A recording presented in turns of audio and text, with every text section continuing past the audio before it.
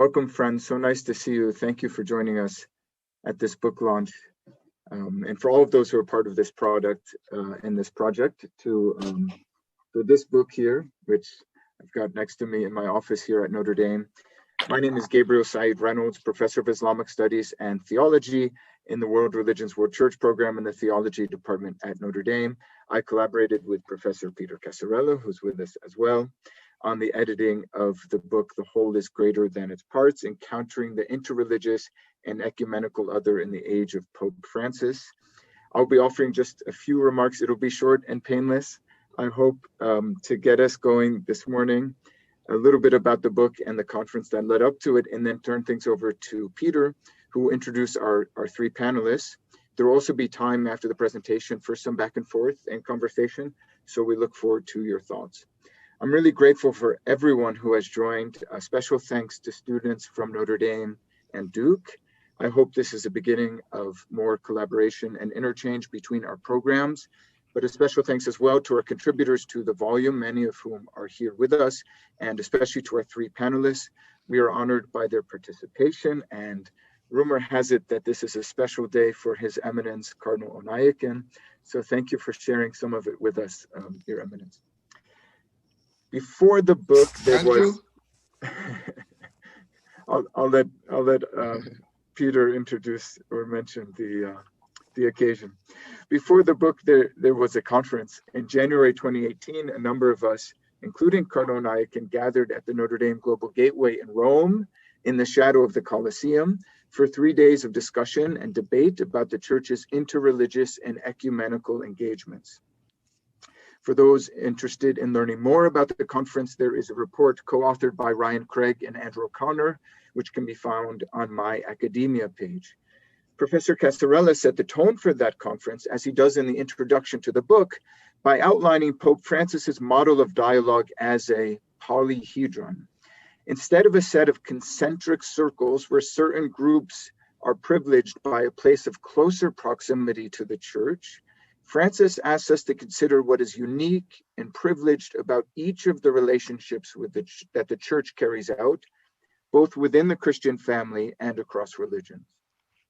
A distinctive element of the conference, and also of the book, is the conviction that the Church's thinking on ecumenical and interreligious questions should be closely related. This is not to say that the goals of each dialogue are the same. The goal of ecumenical relationships is unity, while the goal of interreligious relationships is friendship, or at least that's how it would sum it up, but maybe we'll hear other perspectives. Nevertheless, the disposition of charity, modeled by Christ himself, should mark both dialogues, as should respect for diversity and difference. The wonderful contribution of Rabbi Abraham Skorka to the book relates in detail his work with Pope Francis, including trips to Israel, Palestine, and to Abu Dhabi, on the occasion when the Pope signed the document on human fraternity, together with the leader of Al-Azhar in Egypt, the Imam Ahmed Tayyib. Rabbi Skorka also relates an email exchange with the Holy Father in which Francis wrote to him the following: "Thank you very much for your note. I agree about the critical moments. Only unfailing prayer and trust in the Lord will suffice. The seed of peace, once sown, will not be destroyed. You just have to wait for the time that will favor its sprouting and growth with prayer and the commandment of love." Rabbi Skorka comments, "This is the way that Francis proposes for interfaith dialogue, to work together in order to transmit a clear, mature, and balanced message of peace in the midst of the cacophony of hate and destruction that assault people day after day." Our session today is not explicitly about conflict resolution, which figures in the Holy Father's email to Rabbi Skorka, but it is about the commandment of love, as the Holy Father puts it, in the way that charity can help advance both ecumenical and interreligious dialogue. It is also about celebrating the hard work of those who contributed to the book. And first on that list is Peter, whose vision shapes the book and who, to be really clear about this, did the lion's share of the editing and the organizational work. So I'm really grateful for him and his enormous and generous efforts.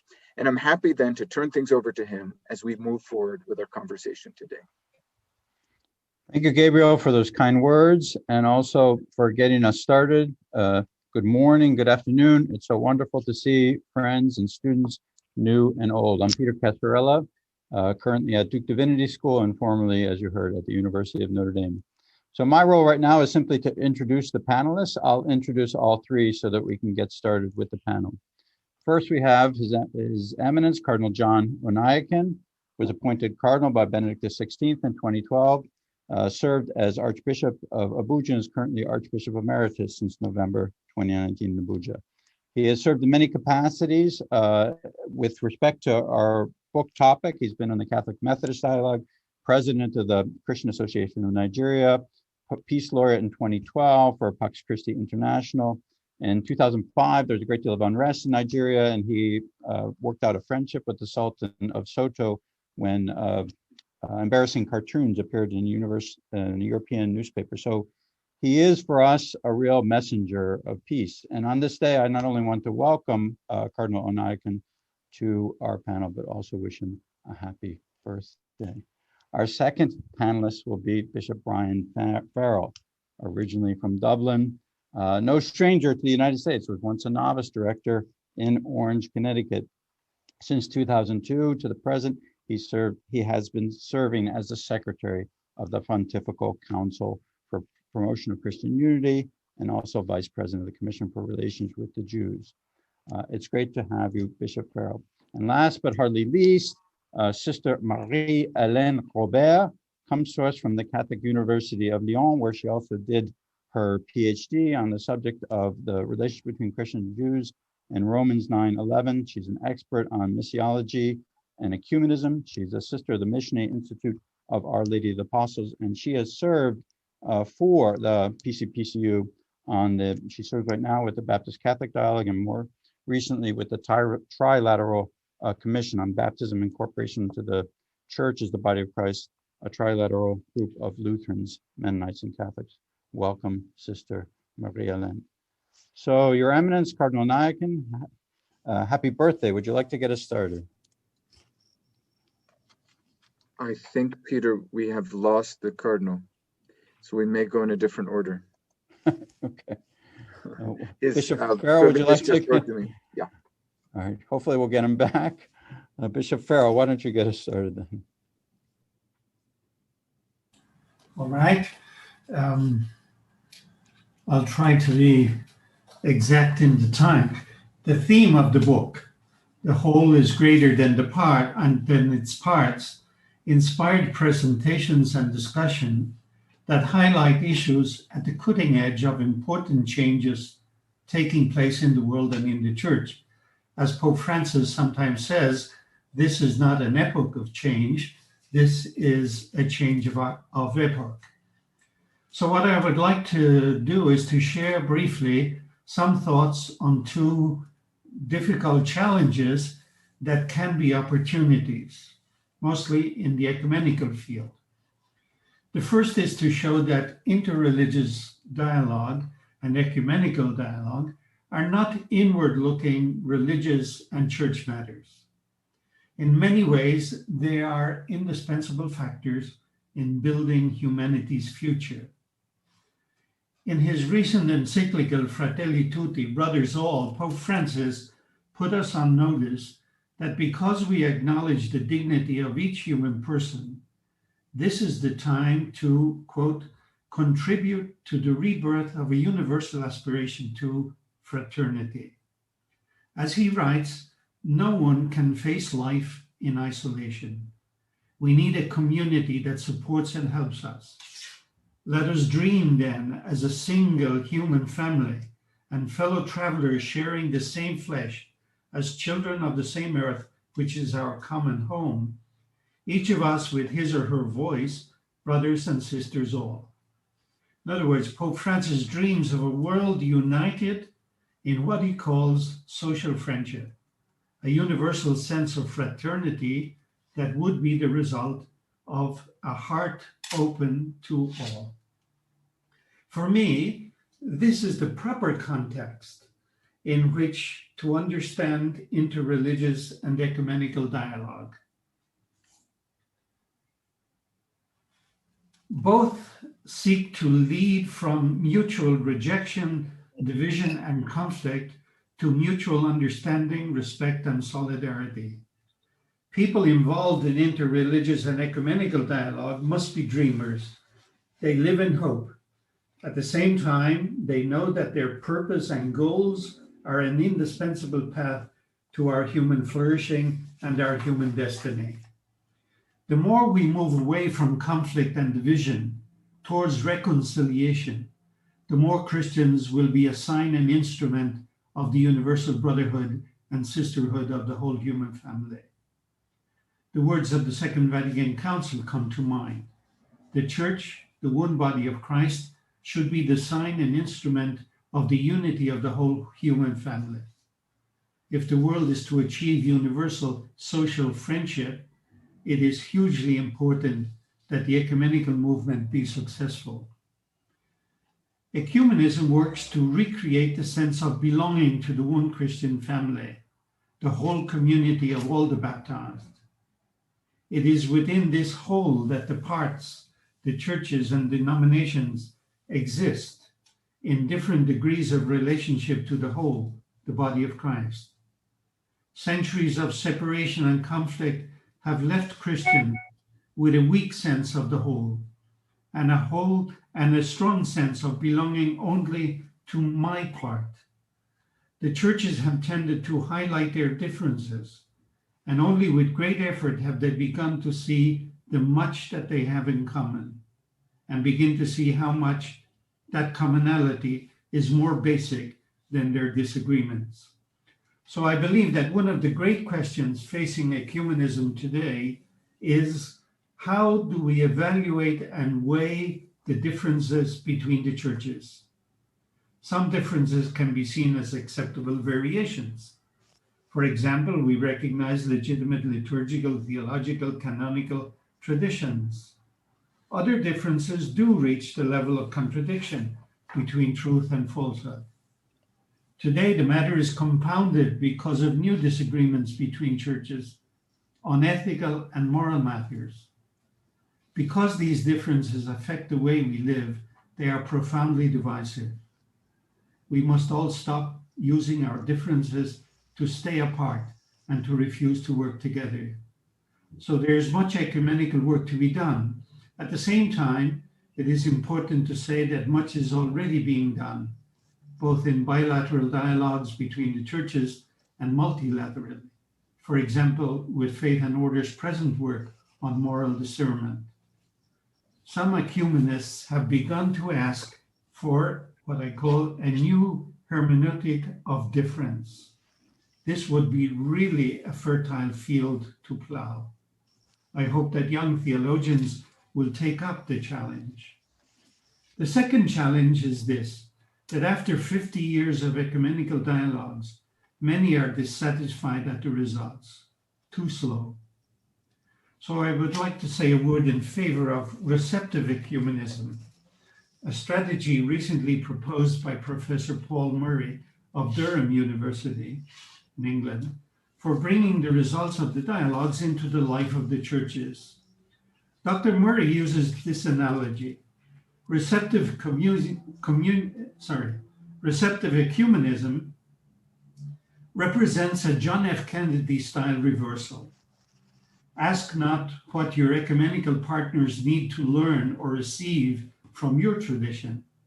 Ask rather what your own tradition needs to learn and can learn with integrity from your ecumenical partners. Many Catholics assume that it is the others who need to learn from them. But as Pope Francis continually says, we have much to learn from the others. For example, he suggests we can learn synodality from the Eastern churches. We can learn from many Protestant communities to give more space to the Bible in our spirituality and formation. The fact that the Catholic Church, through the frailty of its members, can fail to bring to full expression all that Christ wished for his church led Pope John Paul II in Audunum Sint to recognize that certain features of the Christian mystery have at times been more effectively emphasized in other Christian communities. Receptive Ecumenism asks how our ecclesiology and even structures of decision-making can be learned from each other and shared. Receptive Ecumenism requires that the partners in dialogue be willing to show their wounds to each other and ask the other to minister to us in our need of their gifts. How can difficulties and dysfunctions in my tradition be helped by what others do?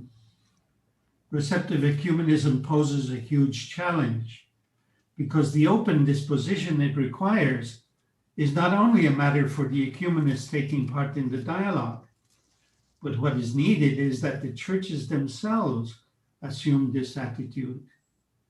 It can only happen if the leaders in the churches at every level are themselves truly ecumenically motivated. Fortunately, Pope Francis is one of them. He constantly reminds us that the gifts of grace and holiness that the Holy Spirit gives to others are meant to be a gift for us too, and the other way around. We are all in the same boat, he says, and headed to the same port. Let us ask for the grace to rejoice in the gifts of each which belong to all. To conclude, we still do not see clearly the path that leads to the full visible unity of God's church.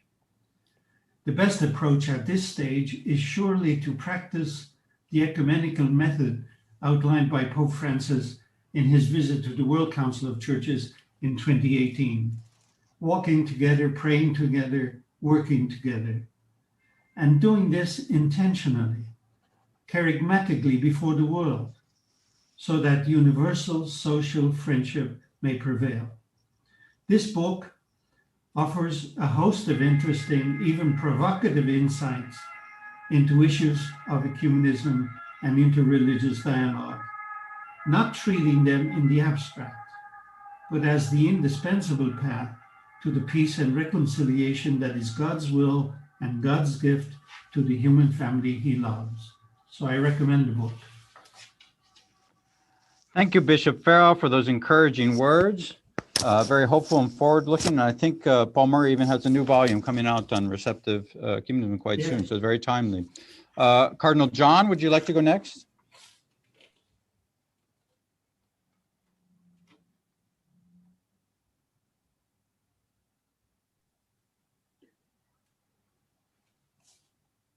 Be sure to unmute. There Hello. Hello. Can you hear me now? Yes. Okay. Sorry, I was cut off for a while because of unstable connection with my device. We are here in Abuja, not in New York. Thank you very much, Peter, and thank you, everybody. I even missed part of the beautiful and profound presentation of Archbishop Farrell, but I'll continue all the same. I prepared a short reflection on how I feel on this occasion of the presentation of this wonderful book, The Whole is Greater Than Its Parts. I have many opportunities to share my thoughts and experiences on the topic of the Rome Conference, organized, as we all know, by Notre Dame University in January 2018, high level by all standards, and I count myself honored to be part of that group. I am all the more honored to be invited to submit my contribution at that conference for publication in the book that we are now presenting. You see, I have attended many conferences which seem to end with the closing remarks and the vote of thanks of the organizers. But that particular meeting was a conference with a difference, culminating in a publication put together by Notre Dame and published by a well-known publishing company, Heider and Heider. And it is gratifying to know that the rich and challenging conversation of those Roman winter days will now warm the hearts of and minds of many across the globe. This is by way of general introduction. The burning issues that we tackled 3 years ago, almost exactly 3 years ago, have continued to burn worldwide. After over 40 years of involvement, please, Sister Goham, this is a serious meeting. Sorry, please. After over 40 years of involvement in ecumenical and interreligious dialogue, one is often tempted to feel that it has been a case of 2 steps forward and 3 steps backward. But I have also found that with a bit of optimism, like the kind which Pope Francis is expecting of us, and which has been clearly enunciated by Archbishop Farrell, with a bit of optimism, we can actually see that there is some progress going on the larger scale. We can see that there's a progress going on a larger scale in our relationship with one another, despite the series of unexpected new challenges that keep erupting on our lives. And a good example is the COVID-19 pandemic. Now, with regard to ecumenism, in my own contribution in the book was more concentrated on Nigeria. But like Archbishop Farrell has just said, we have a long history of sustained past efforts in this regard. But I have noticed now, by way of progress, that we are now getting a widening new circle of reaching out to others. Until recently, ecumenism in any clear fashion was a matter between the Catholic Church and the World Council of Churches. Now we are going beyond that, and we are talking about associations like a World Christian Communion, which is not as clearly regulated as World Council of Churches, but nevertheless very important.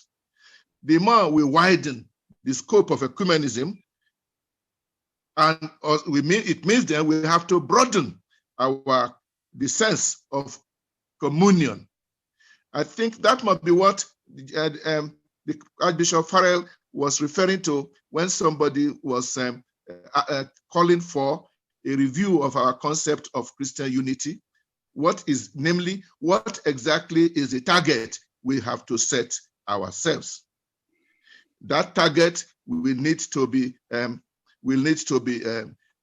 redesigned as we broaden our base for ecumenical relations. Now, in my country, Nigeria, one could say generally, and it is a sad thing to say, that since 3 years ago, serious ecumenical work has remained practically stagnant, not much room for improvement. Efforts are made here and there to revive our Christian Association of Nigeria, but it's again a case of 1 step forward and 2 steps backwards. We have been suffering from challenges of the politicization of our widespread insecurity in Nigeria, well known to everybody. We are all living with God's grace. We never really know how safe we can be, and unfortunately, by the very fact that many of the major people concerned with insecurity often claim to be Muslims, that automatically brings in religion in a matter that actually is not basically religious. And that affects also our ecumenical relations, because we have learned now that when Christians don't have a common attitude to the non-Christians, it is difficult to know how to move forward in our relationship. And here we can say we can talk about interreligious dialogue in general. Here, I will again say, looking at the world, we have made progress. We are making progress. I'm particularly committed and connected with the Religions for Peace organization with headquarters in New York, but with what you might consider chapters in most countries of the world. In Nigeria, it is called the NIREC, Nigeria Interreligious Council. Effort has been made to make this kind of association workable and working. The beautiful thing with it is that it brings together all kinds of religion. That helps us in a country like Nigeria, where we have only experience of dealing with Muslims, and where we get the feeling we probably don't understand that there is more in the world than Islam and Christianity. When we get involved with Religions for Peace, one's views are necessarily broadened, and it helped to deal with the specific problems that one has. I think the world is moving slowly, gradually, to the vision that I outlined in my brief contribution to the book. Namely, the days are gone when any religion claims to be the owners of any particular part of the world. The so-called national religions, which has no room for other religions, and which has been the cause of a whole lot of interreligious conflicts in the past. Now there's no country in the world that can say they have only one religion. And it means therefore that if we know that if we want peace in the world, the religious groups must make peace among themselves. It is only then that religious people can become instruments of making peace in a world that is already very badly divided. In this situation, I believe every religion needs conversion. We might say that the Catholic Church has gone a long way. Definitely, our major way of looking at other religions went through what might be considered revolutionary from the Second Vatican Council, documents like Nostra Aetate, and even some aspects of Lumen Gentium. I'm not sure whether other religions have been lucky to have that kind of possibility to have a self-conversion approach, but we must continue to insist on it. Now, come home to my country, Nigeria. Here, once we talk of interreligious dialogue, we're only talking of Christians and Muslims. Even though we have African traditional religion, that is a religion that is present in the hearts of all of us, whether we are Christians or Muslims. So when it comes to dialogue, we're only talking of Christians and Muslims. Unfortunately, politicians, when it suits them, jump on the bandwagon of religion to improve their chances in elections or to improve their stand in a particular difficult situation in the country. The dialogue between the religious groups themselves has been going on, but always, every now and again, we come against serious obstacles. In our country right now, there's a whole lot of problem about the government not being sufficiently sensitive to the fact that our country is multi-religious. And we keep insisting that we must respect the pluralism of faith in our country.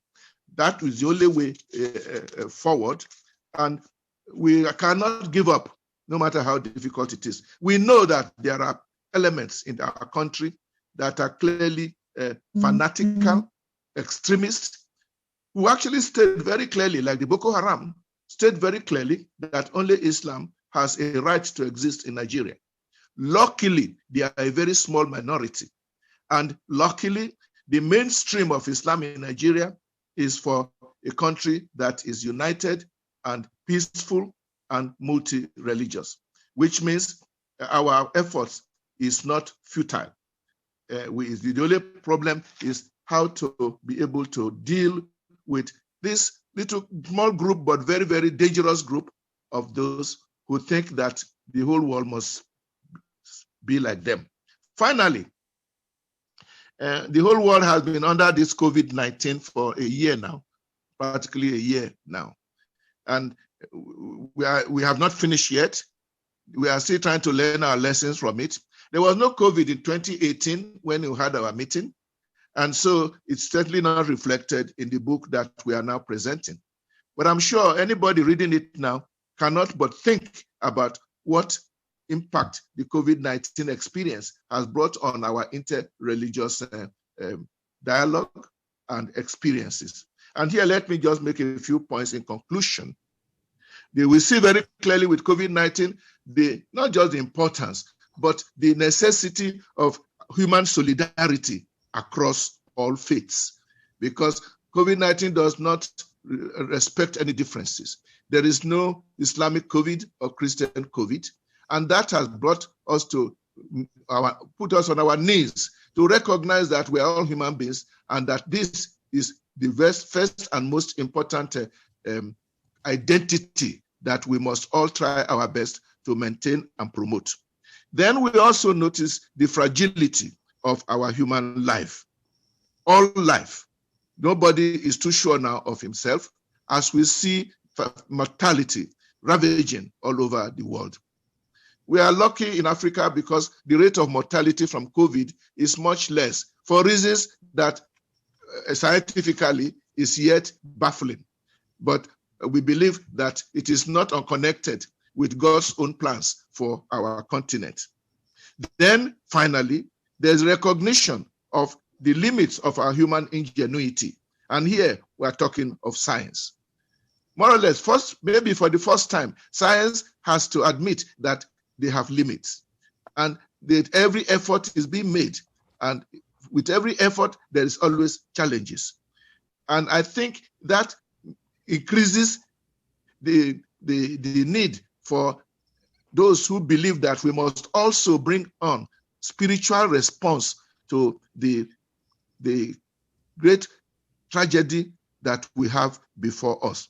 This is where all the discussion about protocols with regard to the containing of the virus becomes very important from a religious point of view.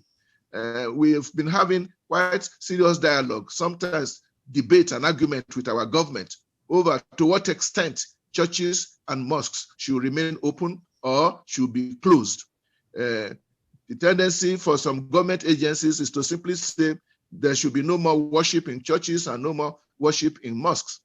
But here is an area too where Christians and Muslims in Nigeria are agreed that government cannot stop us from praying.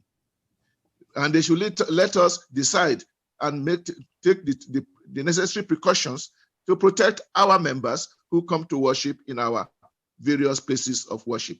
Why I bring this up is that it is one area where our interreligious dialogue becomes quite practical. And after dealing with this kind of issues, we cannot go back to business as usual. Thank you for giving me this opportunity to give this seems like random reflections, but in summary, my feeling is that there are difficulties, there are problems, but on the whole, I'm of the optimistic view that we are making progress. And if we are making progress, it must be that we are following God's will. God bless us all. Thank you very much. Thank you very much, Cardinal John. You're absolutely right that we didn't have to face. Thank you. We didn't have to face COVID when we prepared the book, but now both your words and your witness give us much inspiration in facing the fragility of human life and the wounds in our world. So I'm very, very grateful for those deep reflections. So we turn now to Professor Marie-Hélène Robert. I should preface my introduction to her again by saying that we've prepared a duet. She's going to read her reflections in French, and then after each paragraph, I'll provide the English translation. Sister Marie-Hélène, s'il vous plaît. Merci beaucoup, Peter. J'ai choisi de parler en français pour être plus souriante, plus détendue. You can translate, Peter? I've chosen to speak in French to speed things up. J'ai deux petits préambules. Better understood. Deux petits préambules. Le premier, c'est que j'aimerais remercier Archbishop Farrell parce que c'est grâce à lui que je suis engagée dans le dialogue œcuménique depuis 10 ans. Et vraiment, j'ai reçu de lui l'importance de relier le théologique et le spirituel quand on travaille l'œcuménisme. C'est lui qui m'a lancé. She wants to thank Bishop Farrell for getting her engaged in ecumenical dialogue and for providing the spiritual foundations for doing this work. Et puis, je suis heureuse aussi de parler depuis Lyon, puisque nous avons Saint-Irénée de Lyon, qui est en train d'être vu comme le pionnier de l'œcuménisme. Et nous avons aussi l'abbé Paul Couturier, qui a donné ses lettres de noblesse à l'œcuménisme spirituel. Lyon also has a very important role to play in the transmitting of this spiritual ecumenism. Alors, j'ai beaucoup apprécié le projet du livre parce qu'il arrive à situer le dialogue œcuménique et interreligieux en résonance avec la pensée du pape François, avec différents auteurs qui viennent d'arrière-plans différents et qui approfondissent avec un grand bonheur ce principe qui a été appliqué au dialogue par le pape, selon lequel le tout est plus grand que ses parties. I enjoyed the book project very much because it situates in a very clever way ecumenical and interreligious dialogue in resonance with the thought of Pope Francis. Authors from different backgrounds succeed in deepening the principle applied to dialogue according to which the whole is greater than its parts. Alors, je vais vous donner quelques mots sur ma contribution. J'ai cherché à comprendre quelles sont les implications œcuméniques de la séparation entre Israël et l'Église. Et pour cela, j'ai réfléchi sur les rapports entre l'unité, la division et la mission.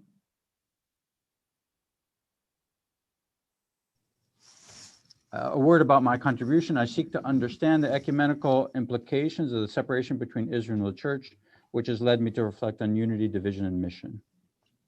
Alors, ma contribution s'appuie sur 3 convictions théologiques de fond.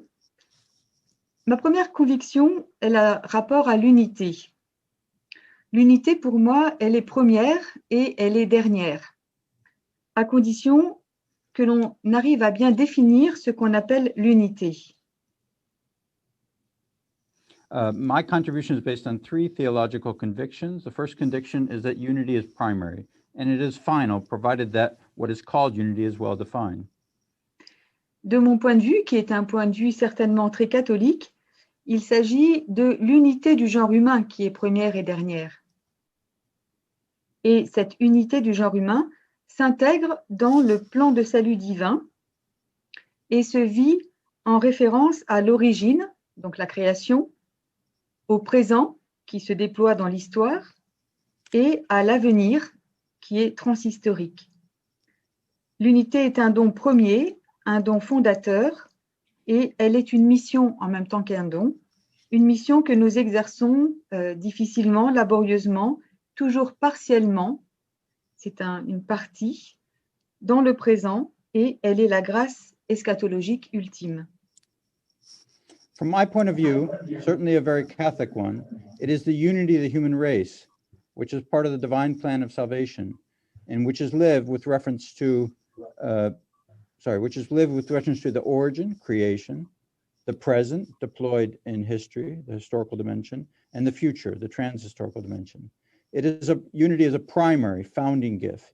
It is a mission that we laboriously exercise, always partially, in the present, and it is the ultimate eschatological grace.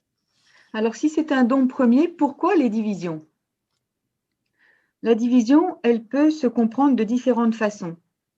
Principalement, comme la conséquence d'aléas historiques, qu'ils soient politiques, existentiels ou opportunistes, ou bien comme un péché qui va contre le plan de Dieu qui veut étendre au monde entier la miséricorde, ou bien comme l'occasion d'une nouvelle naissance, d'une renaissance, quand il y a brisure, quelque chose de nouveau naît, ou encore comme le rappel de notre condition humaine, qui est une condition limitée, alors que l'unité, elle va être la marque de Dieu. So why is there division? Division can be understood in different ways, mainly as a result of historical contingencies, political, existential, opportunistic, as a sin that seeks to thwart God's plan to extend his mercy to the whole world, as an opportunity for new birth, a rebirth, as a reminder of our limited condition. Unity is the mark of God. Ma deuxième conviction d'ordre missiologique est que rien n'arrête l'œuvre de Dieu, et pas même nos divisions.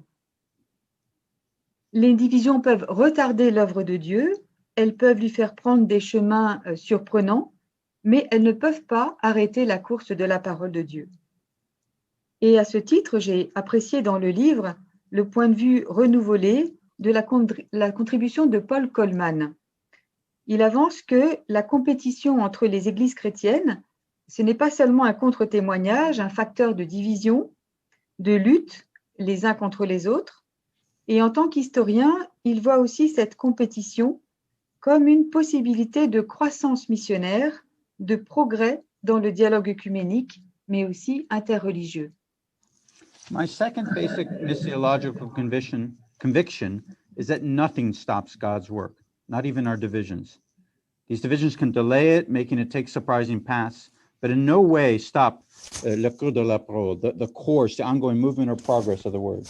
As such, a renewed viewpoint appears in Paul Coleman's contribution to the book. He argues that competition among Christian churches is not only a counter-witness, a divisive factor, and a struggle against each other. As a historian, he also sees this competition as a possibility for missionary growth, for progress in ecumenical as well as interreligious dialogue. Les relations tumultueuses entre les Juifs et les chrétiens au cours des siècles peuvent alors nous aider à comprendre les relations entre chrétiens et entre les êtres humains de diverses religions comme étant une chance pour la mission de l'Église. L'Église a besoin d'Israël et l'Église a besoin de l'humanité pour retrouver l'unité initiale. The tumultuous relations between Jews and Christians over the centuries can then help us to understand the relations between Christians and between human beings of different religions as an opportunity for the mission of the church. The church needs Israel and humanity to regain its initial unity. Et ma troisième conviction, c'est que la mission de l'Église a reçu une note propre, une partition qu'elle seule peut jouer, mais pas toute seule. Alors, quelle est la note particulière de l'Église? Son don propre, c'est peut-être de travailler à la réconciliation universelle. Et je dis ça parce qu'il ne faut pas que nous nous étonnions si l'Église doit souvent faire les premiers pas. C'est normal, ça fait partie de sa grâce propre. Et on peut s'encourager à aller de l'avant sans céder aux différentes actuelles tendances au repli sur soi.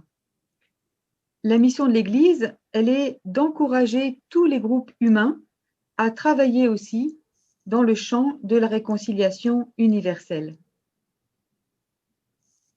My third conviction is that the mission of the church has been given a score that only she can play, but not alone. It is her own note.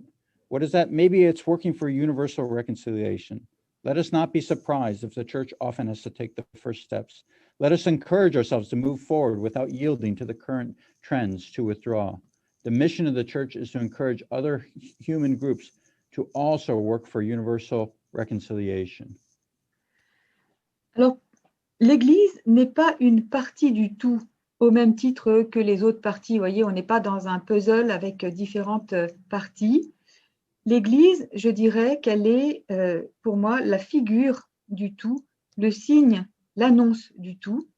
Et c'est peut-être une question sur laquelle nous pouvons débattre. Et cet ensemble est formé de solidarité, de fraternité, complémentarité. Et c'est pourquoi le travail œcuménique va s'appuyer sur la prière, sur l'espérance et sur le témoignage. The church is not therefore a part of the whole in the same way as the other parts. She is rather the figure, the sign of the whole, its very proclamation. This is, of course, a question to be debated.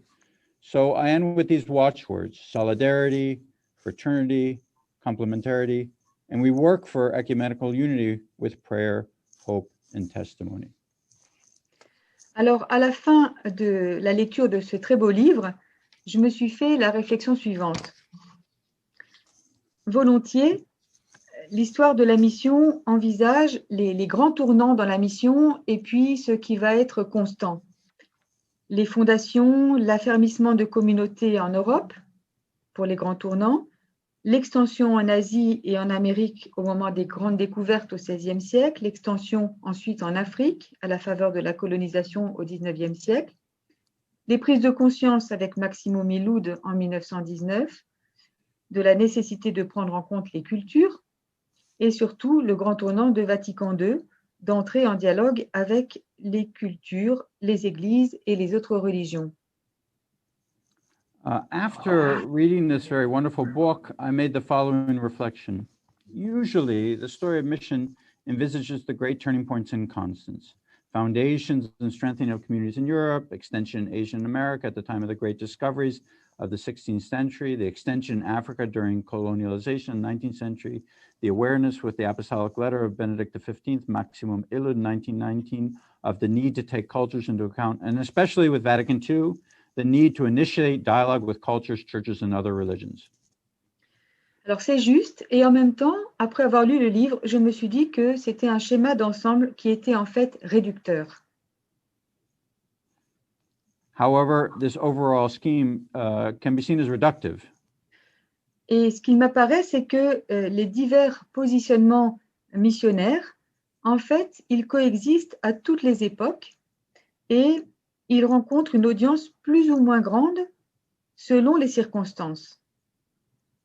Rather, it appears that the various missionary positions coexist in all eras and meet with a more or less large audience depending on the circumstances.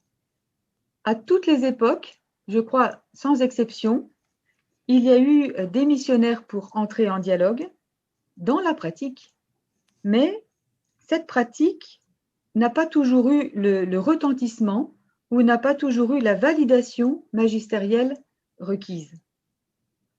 In Et alors, Et il ne faut pas trop s'étonner si des courants contraires vont agiter la barque de l'Église. L'important, c'est de bien laisser le gouvernail dans les mains du maître. Pardonnez-moi. In all eras, without exception, there have been missionaries to dialogue in practice, but their practice has not always had the required impact or magisterial validation. Therefore, we should not be too surprised if contrary currents are stirring the boat to the church, and we should leave the rudder in the hands of the master. Merci Peter pour la traduction écrite et orale, et merci pour votre écoute. Thank you very much. Thank you very much, Sister Maria-Hélène. Your theological expertise really helps us here. It really adds something to the discussion.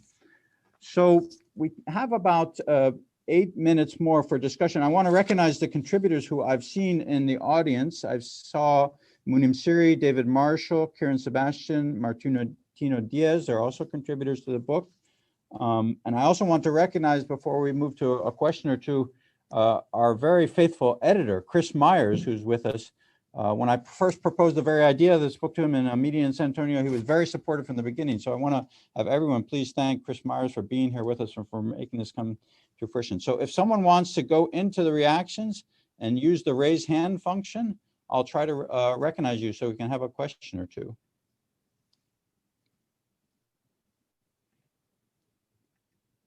Or comment. It doesn't have to be a question to a particular panelist.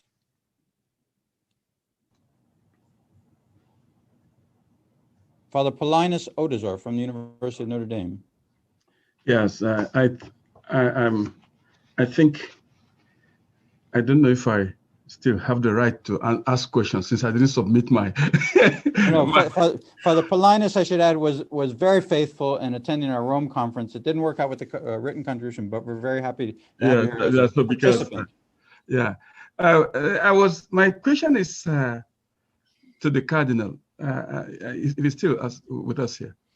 He sounded And he indicated he was very optimistic about ecumenical prospects. And I don't know if he will have any qualifications to that optimism. If he, given that religious people are still fighting each other, given that in his own home country, that the Pentecostals are all about and are not able to talk to Catholics or even don't want to talk to the Muslims, where lies the source of his optimism on this matter? Your Eminence, are you? I think we've lost him, Paulinus. Okay. And so- given also, if I was to have made submitted my contribution, all of you know that my contribution was that we are not even as Christians or as church people talking about the one area where there is need for dialogue, sex and sexuality. There's no, I now regret I didn't submit my inconclusive thoughts on this matter to this text. But where lies the, anybody can take this up. Where lies the optimism about all of this? I think Bishop Farrell, I remember we had this same exact discussion in Rome. Yes. About the importance of the question you raised, and Bishop Farrell spoke to that then, and he also indicated something to that in his remarks. Do you want to, I mean, that's a challenge that we recognize. Bishop Farrell, do you want to speak to that question again? Well, I would just say that we all recognize that in recent times, ethical and moral questions about life, about behavior, about issues that affect even our social approaches to the problems of the world have become another source of divergence between Christians and between the churches. And this is a huge problem. It is a problem that the ecumenical movement has not ignored.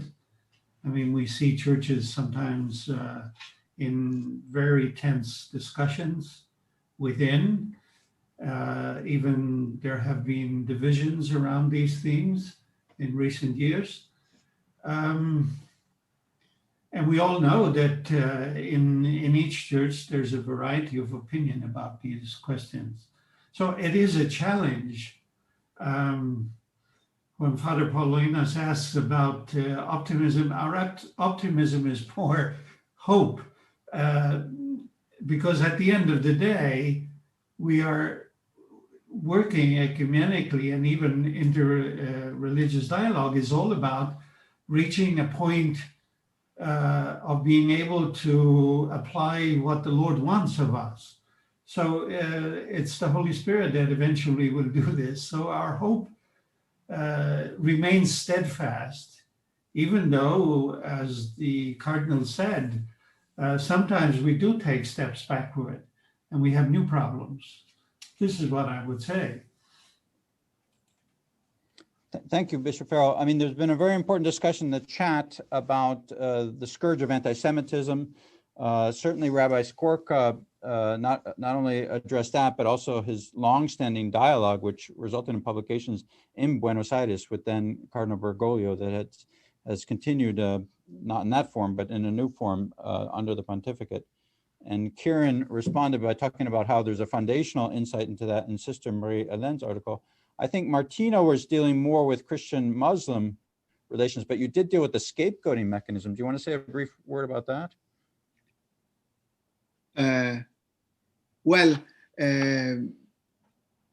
Yeah, no, I would like to ask a question to Sister Sure. Maria Helen, if it is possible, because I was very much touched by her contribution in the article and now in person about the church.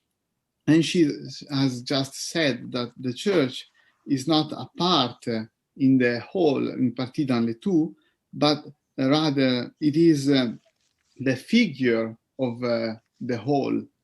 And I assume that there is an eschatological meaning in this figure.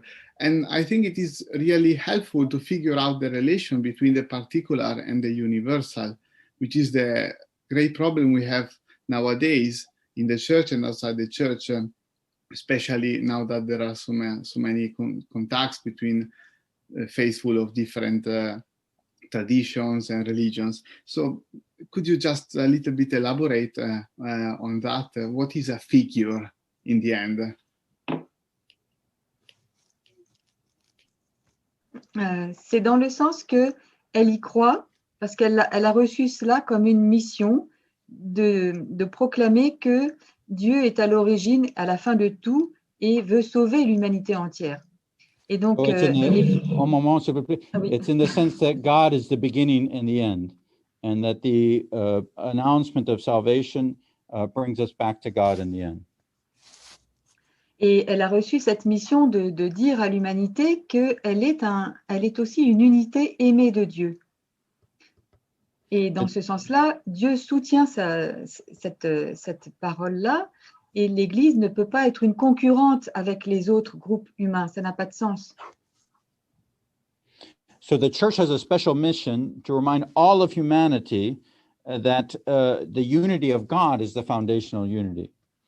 So there's a kind of curious paradox there that that's a special mission of the church, but it's ultimately to all humanity and about something that is true for all humanity and has to be then proven by all humanity. I hope I got that right. Merci beaucoup. Thank you very much. Thank you both. I'm going to pass it back to, thank you all for being here. We're now at the end of our hour. Gabriel, would you like to say a final word? Thank you, Peter, and special thanks, although we've lost him, to Cardinal Anayakin for celebrating his birthday with us. Thank you, Bishop Farrell. Thank you, Professor Robert, for spending this time with us. And as Peter mentioned, all of the contributors who are with us, and Chris Myers as well. You know, as just a concluding note, I think without having maybe a formal prayer, I think part of the project of the book is not just academic, but it is spiritual and religious. And I think that comes through in the contributions. It came through in Rome, and I think this morning as well, that there's a certain faith and hope and love which animates this project, and hopefully also will reanimate, maybe in a small way, but a real way, both ecumenical and interreligious dialogue. If you'd like to keep in touch with things going on in World Religions, World Church, there is a Facebook page, so you can check into that, and also follow Peter's work at Duke Divinity. Otherwise, I'm very grateful for your friendship and your participation. Thanks to all the Duke students who are there and the Notre Dame students. And I think that's it. Thank you so much. God bless. Thank you, everyone. Have a wonderful day. Wonderful. Bye. Bye.